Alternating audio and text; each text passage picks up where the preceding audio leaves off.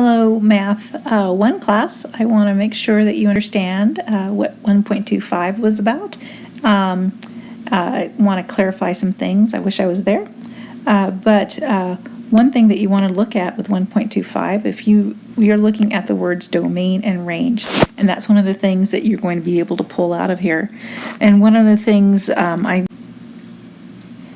if you recall looking at this graph, we were identifying graphs that were functions and graphs that weren't functions. And if you do the vertical line test, you'll notice that this graph actually has an x input that has two y inputs. So if I look at this x input, this is 1, 2, and this one is 1, negative 1, 2, 3. Negative 3. And again, we cannot have two different y inputs for an x, two different y outputs for an x input. There are other places along this graph that have those similar things. If you look at this value here and here and here, so you have x is equal to 4 and y is equal to 3, you have x is equal to 4, y is equal to 0, and x equaling 4 and y equaling negative 2. And you can't have different y outputs. So this is definitely not a function. Okay. Another thing you can do is think about the vertical line test that I talked about. If I can make a vertical line is not a function, and I have a couple of points going through that vertical line, then the item is not a function. I would like you to look at 172, and we actually have another function machine, and they want you to put these inputs into the function. And again, I want to make sure you understand how to do that. So the first one is the function of x if x is equal to negative 3. So if you recall, we're going to, I wanted you guys to actually show all this work, and there's a reason for that. For this one, if x is equal to negative 3, I have negative 3 minus 3, and that's going to give us 6 over negative 6, which is equal to negative 1. So the f of x for that one would be negative 1. If we put in 0 in for x, we get 6 over 0 minus 3. That gives us 6 over negative 3, which is equal to a negative 2. And so that would be our f of x when f is equal to 0. Now, one of the most important concepts in math this year is the question number C. And in question number C, it asks, can there be any other inputs that cannot be evaluated by this function? In other words, are there any other values at x that cannot be? Well, I want you to put in, if I have 6 and then I put in 3 for x. So I'm putting in x is equal to 3. And when I do that, I get 6 over 0. Well, you can't divide by 0. And I'm going to show you a couple of pictures of evidence why.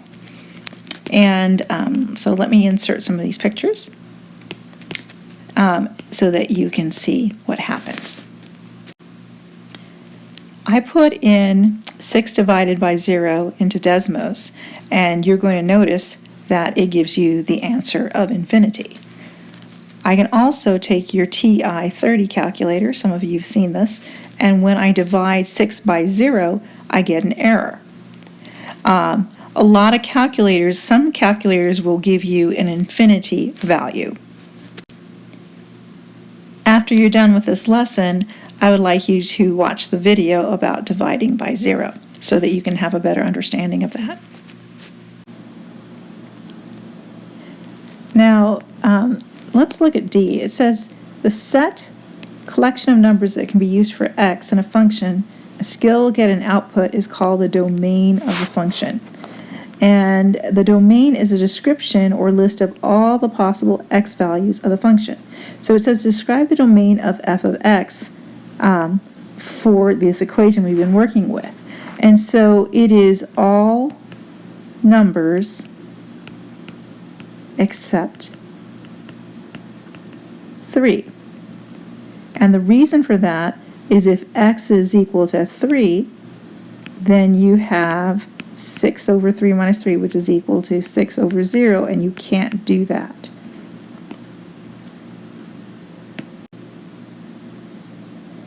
Now, E says, what other types of functions have you looked at thus far in this course or previous courses that have limited domains?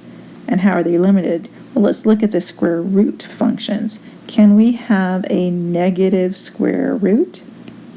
And if we plug that into a calculator, we usually get an error. So a square root function tends to have limited domains, and so you can only have positive values for x in this kind of square root function. Now in this problem, they ask you to examine this graph and tell whether or not it's a function. Again, this is a function, and the reason for that is that, so we're going to say it's a function, and that's because each x value has one unique y output. There is not two, and if we do the line test, we do not have more than one value going in for that line.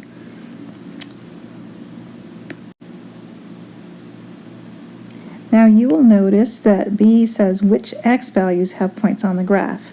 Well, if you think about it, this is the smallest x value, and this is the largest x value, and you notice there are no arrows on this graph. So what you would say is your domain for x is -2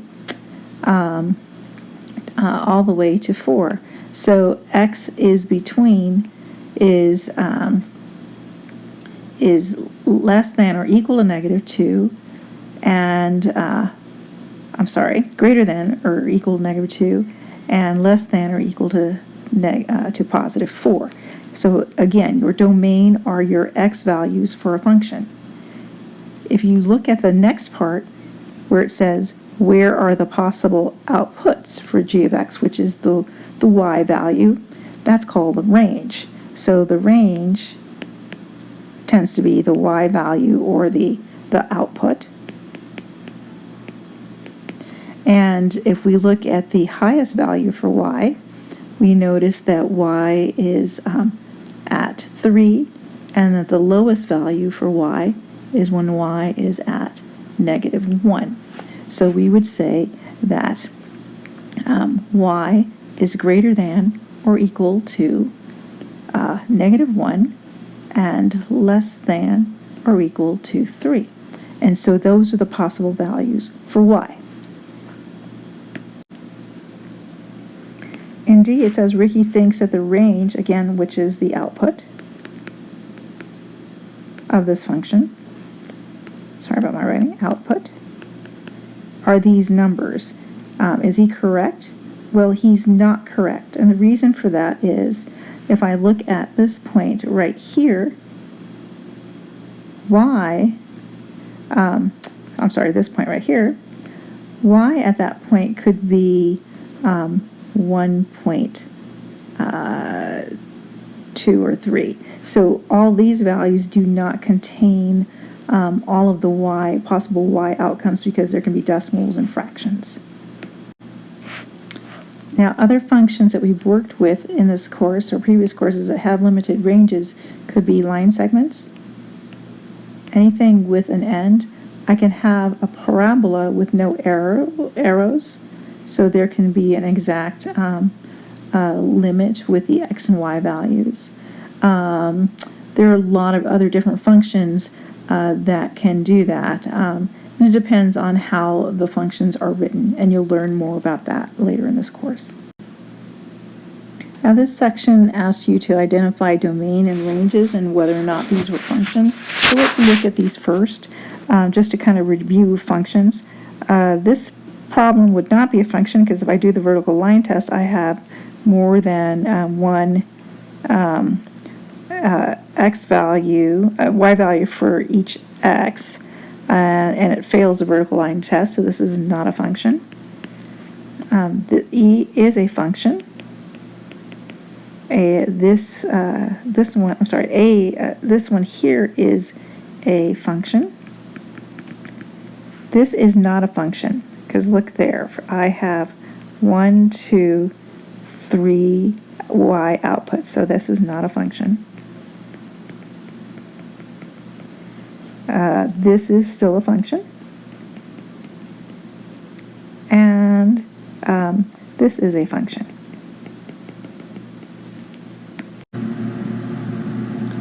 Now, identifying the domain and range, again, that's going to take some work for you to feel a little bit more comfortable with, but let's look at this one. If you look at this point right here on the circle, and this point right here, x is between these values for whatever equation that would be. So that actually is -3 and 3. And again, those are the x values here and here. Does that make sense? There's corresponding x values. So when we look at our answer, our domain is x is greater than or equal to -3 and less than or equal to +3. When we look at the range for our y's, you'll notice the y value here does not go higher than a +3. And the y value here does not go lower than a -3. And again, I have multiple y values all along every single point in that circle. So this is how you would write the domain and range. What I'd like you to do is take another look at the answers for the rest of the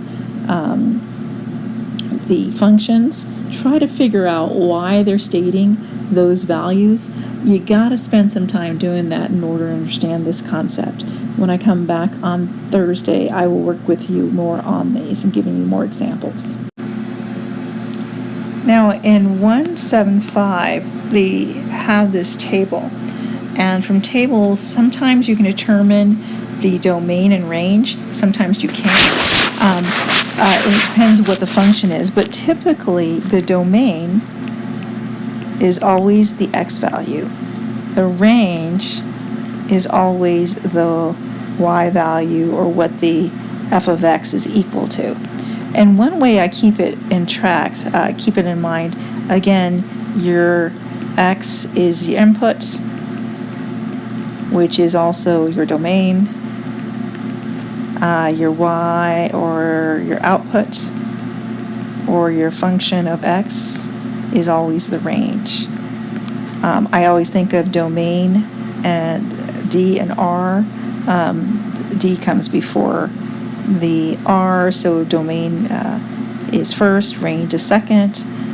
But you need to kind of like start to keep track of the synonyms that you're given. Using a table is not always the most effective way to determine the domain and range of the function, unless they tell you that those are the only values of the function. Now, in 176, you have this graph right here, and you need to figure out the domain and range. And one of the things you're going to notice is that my x values can go on into infinity that direction and even that direction. So the domain, or the x values, are all real numbers. Now, because it looks like this y value is -3, and it won't go further below -3, the range, or my y values, or my function of x, is numbers greater than -3. Or you would say y is greater than negative 3, or you'd say the function of x has to be greater than negative 3. There's a word here that they give you. It's called asymptote. And what that is, it is usually a dotted line or an area on a graph where the function appears to never touch that graph. And we'll be dealing with some more of those later on. On Thursday, I'm going to look at your team challenge questions, so make sure your team has thought through this. We will probably share those on the Apple TV and discuss those to get us started on Thursday. I would like you to individually make sure that you are writing down these math notes. In these math notes, they throw a lot of vocabulary word at you. And so, again, this is a function, which is an equation, and you should know that a function, if it is a function, will give you some type of graph. There are lots of synonyms for our x values. This can be our input, our domain. When you look at this in science, you can recall that there is two words called the independent variable and the dependent variable. So x is also the independent variable. Sorry about that.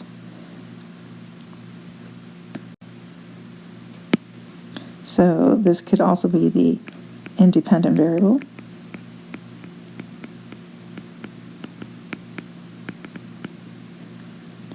The y is the output, the range, whenever you have this notation of f of x, and it is also called the dependent variable. And in the next chapters, we will be using those vocabularies to graph lines. Please take the time to make sure you look at these notes and write them in a way that you can understand them. You should have checked the review and preview problems. Again, you're going to get more out of them the more you make sure you understand how to do them, or the more that you have questions about them. I will be going over these on Thursdays. So again, pull out the vocabulary, work with the vocabulary, put them on note cards and notes, draw them, and do all that you can to try to remember what they are. I want to make sure you understand what's going to happen this week. So for Monday, you should have finished this 1.2.5, checked all of the group part of the work, and complete the review and preview.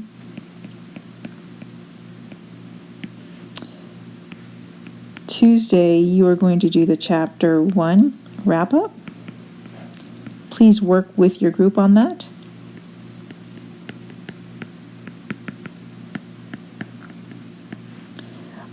On Wednesday, you're going to be doing a mini Pythagorean unit lesson.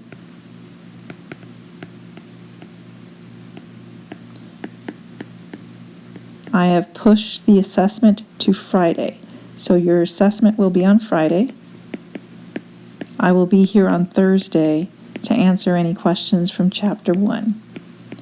So the assessment will be on everything in Chapter 1 that is in the Chapter 1 work on Tuesday.